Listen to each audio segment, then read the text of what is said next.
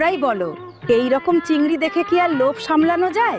তাই আজ এই চিংড়ি দিয়েই বানাবো চিংড়ি মাছের মালাইকারি। ভালো চিংড়ি খেতে গেলে কষ্ট তো একটু করতে হবে নাকি? ও বাবু, চিংড়িগুলো ভালো করে ছাড়িয়ে দাও তো, একদম পরিষ্কার চাই কিন্তু। আজ তোমাদের আলাপ করাবো আমার নাতির সাথে। ওর নাম ঘন্টু। অনেক দিন পর আজ আসবে ও আমার কাছে। এসে গেলাম বাপু, নিজের বাড়ি। এবার তাড়াতাড়ি রান্না করতে হবে, কারণ আমার নাতি আসবে বলে কথা। প্রথম কাজ হচ্ছে চিংড়ি মাছগুলোকে পরিষ্কার পরিচ্ছন্ন করে ধুয়ে নেওয়া। নুন আর হলুদ ভালো করে মাখিয়ে 10 থেকে 15 মিনিট রেখে দিতে হবে। হালকা তেলে তো হয়ে যাবে। কড়াইতে আগে তেল দাও আর একটু ঘি, এতে রান্নার গন্ধটা আরো সুন্দর হবে।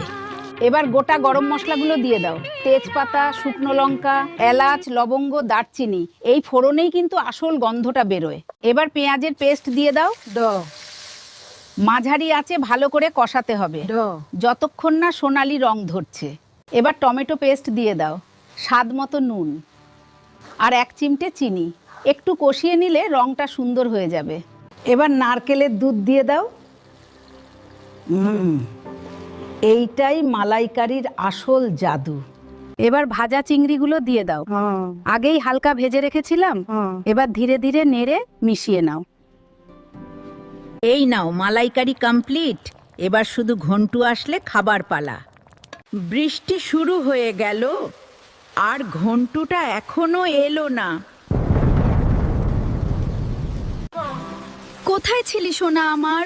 এত দেরি করে বাবা, আমার কত চিন্তা হচ্ছিল, তুই জানিস। জানো ঠাম্মি, অনেক দিন পর এলাম তো, তাই রাস্তাটা ভুলে গিয়েছিলাম। বলতো ঘন্টু, কেমন হয়েছে খেতে? আমার তো দারুণ লেগেছে খেতে।